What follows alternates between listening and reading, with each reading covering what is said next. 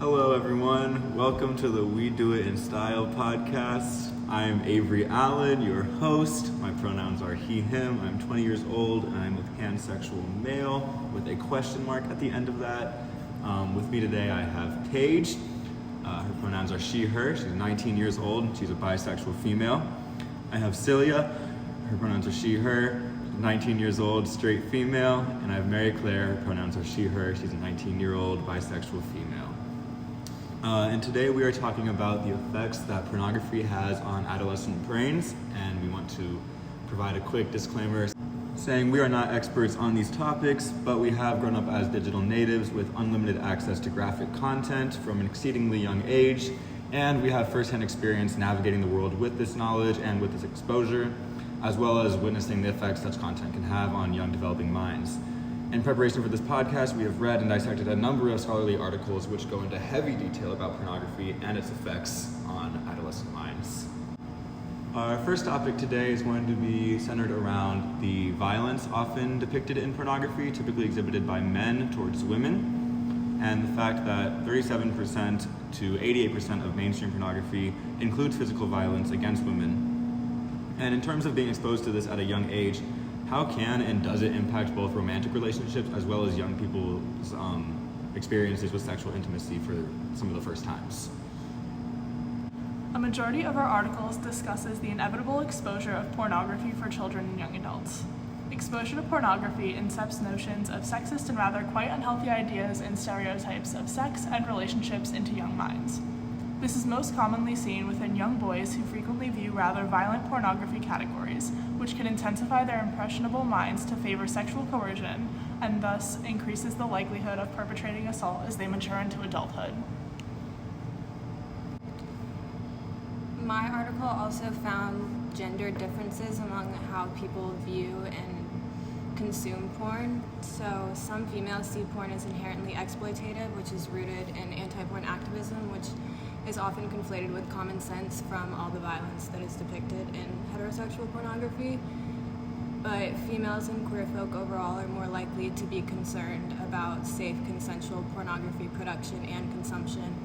And males rarely consider, although younger males are starting to be more aware, and trans and non-binary individuals did not discuss the issue in depth, hinting that they're discouraged by the topic because they often face violence as well, and that even they still see heterosexual porn as the only real porn. So the paper I read by them et al. 2016 also showed that because much of the pornography shows women as submissive roles and males as a dominant, it creates gender roles within the bedroom, which often leads to stress and anxiety because they're scared that their partner is going to be disappointed if they don't act in a certain way, and it just ultimately decreases their relationship. I lost the word. Quality, I guess. Yes. And also, it also often includes women doing anal sex, which many women have reported to not actually like, even though it depicts as if women like it, and men think like, oh, I have to do this because women will like it, even though women really do not sometimes like it, and it just creates false expectations. Yeah. And a lot of mainstream pornography sites such as Pornhub creates a lot of content that is catered more specifically to heterosexual men, such as sexual positions, as Cece just pointed out, especially glorifying the cum shot, and again, anal sex, and really just forcing women around, which really reinforces these notions that sex is something that you do to women rather than something that you do with women. And the focus is a male's desire, a male's satisfaction. Our second topic that we're going to be talking about today is the fact that porn exposure is often linked with behavioral problems, depression and anxiety, and physical and sexual violence, which is closely related with our first topic. And our first point of reference is the fact that in Europe, 42% of the 14 to 17-year-olds who are exposed to pornography at a young age are exposed frequently, and of those numbers, they all exhibited higher numbers of anxiety and depression, behavioral problems, unfavorable academic performance, and violence amongst their peers. So the question would be, how does this relate to the damaging behaviors exhibited in porn, and why are boys more likely to view porn as well as showcase these behavioral issues?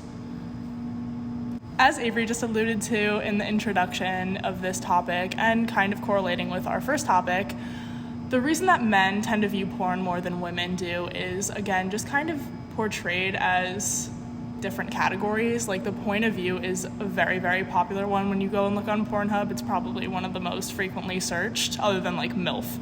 But it's really just portraying like the guy's perspective, just seeing the women like on top and in various different positions. And different videos never really show what a woman would want to see during sex. I think it's also interesting to acknowledge the fact that men are watching these videos that are giving them the idea that they are the ones who are in charge, and that's what is attractive to women.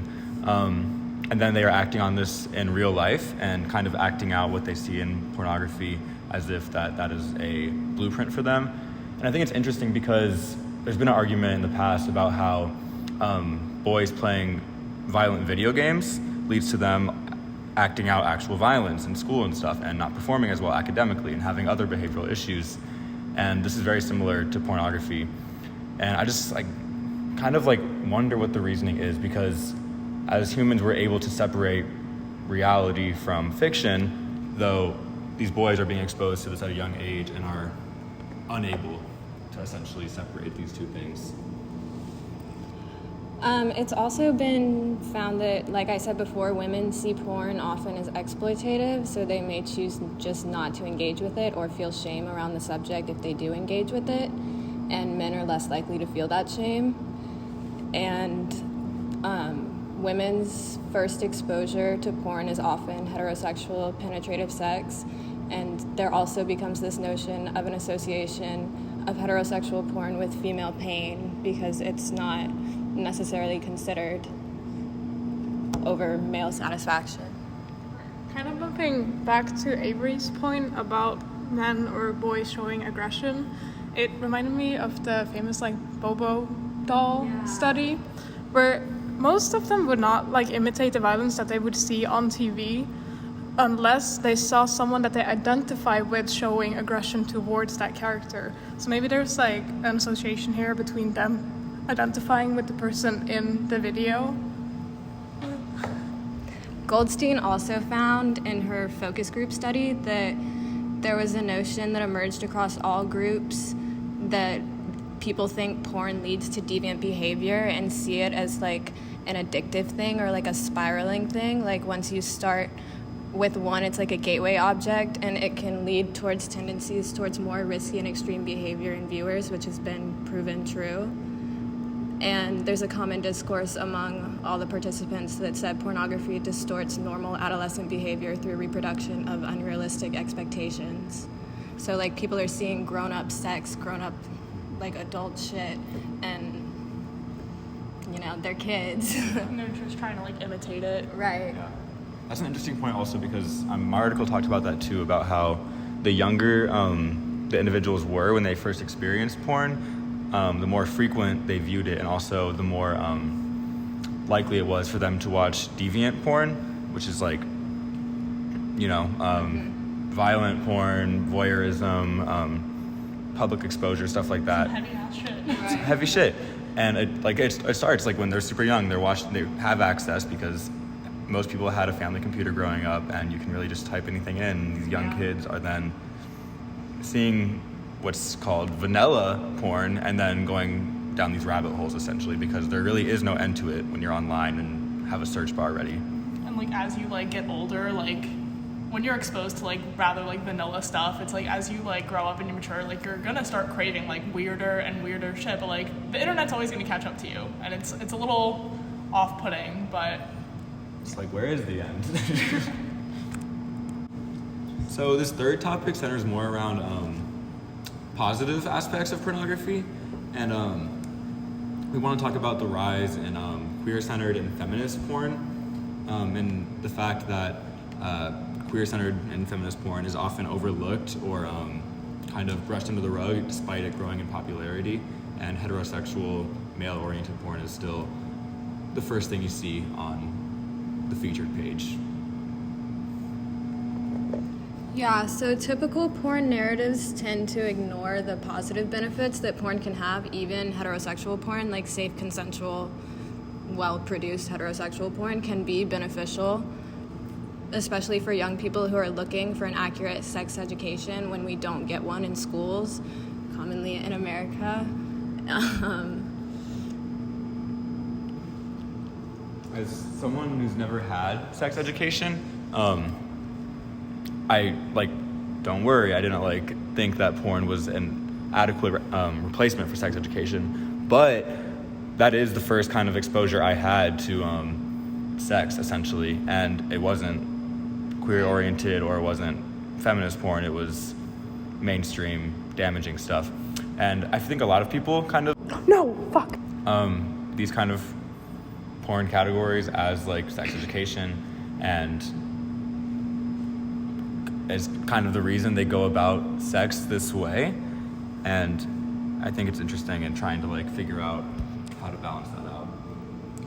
And especially for people who don't feel represented in mainstream porn categories, like they're looking for somewhere to feel safe and comfortable. So having like ethically produced porn and like changing the narratives around it would be very beneficial for decreasing young people's shame around sex and their own sexuality. And many people note that pornography is unrealistic. Like some of the male participants in the study that I read detailed getting really comfortable alone while masturbating but not being able to be aroused when they were with a woman. And some of the females described their experiences with males like kind of commanding them and like what they would ask for. Like a lot of females said they could tell when the guy had been watching porn, and a lot of black women were associated with the ebony category and objectified them as an experience.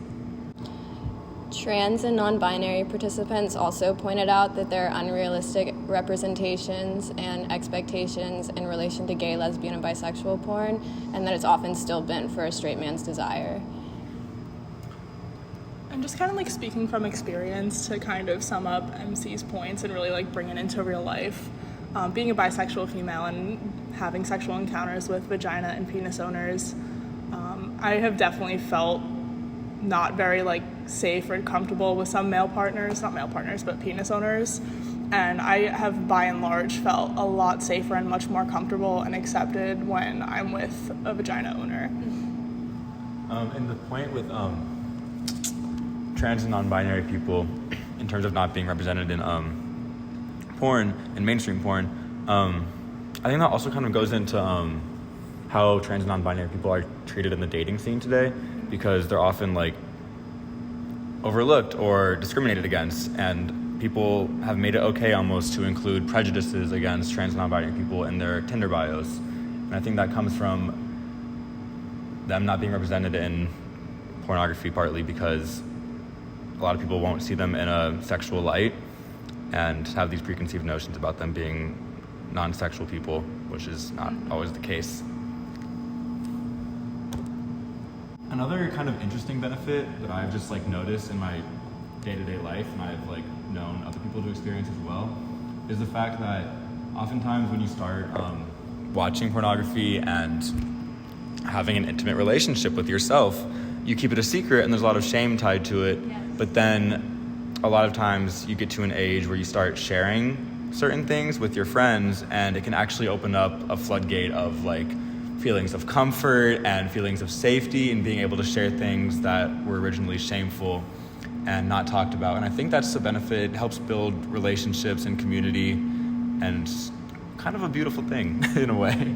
No, it can be empowering to get to the point where you feel close enough with your friends to be able to discuss all the things that you felt shameful about. Like, I know from my experience, I was raised in the South, and like as a female, like there was like no, like no conversation, yeah, like we never talked about female sexuality, female desire, female wants. It was always just like men's rules, men's world. Mm-hmm. And especially like this is why class like modern love and intimacy is so important, and especially like this podcast that we're doing, it really like forces us to have uncomfortable conversations, and like especially not receiving like very much of a sex ed perspective like from elementary school through middle school, and having it like only in college really. is kind of like harmful in a way. Yeah. While we're like, it's definitely a positive thing because it makes you more open to like experience your sexuality and really just like question like what you know. But it's very harmful to only have it like in college, not anytime sooner. Right. Conversations we need to be having that we're just kind of having a little bit too late, I feel like. Yeah, this is where my perspective is a little bit different because how I grew up in Norway, at least, is that we talked very openly about sexuality and sex ed, like early on, like middle school, and then obviously some things were kept a little bit like held back. But once we got into high school, they opened up more like, oh, you can explore this, you can explore that, and this is completely normal to talk about. Exactly. And you felt like free to talk about it from a younger age. Yeah, like there was not as much stigmatization about it. Like we would literally be sitting in our classroom with our teachers at lunch break, and we would talk about like our sexual intimacies and like watching porn, and like our teachers would be completely comfortable with it. That's so hopeful, I feel like. Because Yeah. if it's happening somewhere, it can happen here. And especially like for kids like who don't feel accepted at home or like don't feel safe at home, schools are very commonly where they find solace and where they find their representation. And like, I don't know if you heard, but just recently Florida passed the Don't Say Gay bill. That's the informal name for it, where they don't, like, you can't teach queer curriculum to elementary school. Oh, yeah, they just banned that. Yeah, It's, like, insane. it has to go to the House still, but isn't that just ridiculous? Like, is that not censorship? It literally And is that's never censorship. gonna create any Yeah. like community or equal representation. Like, it's just pushing shit further back. It's just going to increase like the likelihood that people will remain in the closet and get into unhealthy relationships as to fit the heterosexual lifestyle. It's like taking like one step forward and then having like 3 steps back. Exactly. We'll also include a petition against that bill in the comment section of this video. Yeah. Another thing that my article talked about in the sample size in Europe was that, yes, they are the children who were exposed at a young age to pornography were more likely to exhibit sexual and physical violence, but as well as that, they were more likely to exceed socially and have more social competency, which is an interesting thing. And if y'all have any opinions on that, I'd be interested to hear them. Well, it's just kind of bouncing off of that. There was also a study done in Denmark that found that both women and men who watched porn had more positive perceived views of their sex life in general. Their perception of and attitude towards the opposite gender was like better. And they also found that the higher the amount of pornography consumption, it was like associated with overall just perceived positive effects in their life, which I found kind of interesting. Goldstein also found that the levels of knowledge from all groups of awareness that desire is often male-centered and constructed shows that young people are deeply interested in thinking about and talking about what it means to equitably and ethically live. Despite all of our differences, there is some common notion of we want equality. Thanks so much for listening to our podcast today. We had a lot of fun talking about these things. This is a conversation that we don't have very often, but it is not only interesting to talk about it with people our age, but kind of welcoming and comforting to talk about it because we've all experienced this kind of stuff from a very young age, and it's all had a unique effect on all of us. So clearly we all have a bunch to say about it, and there's tons of scholarly articles out there, but also personal anecdotes. So we're really grateful for this opportunity to be able to talk about it in this setting and also a class setting. And yeah, thanks for listening. Bye. Bye.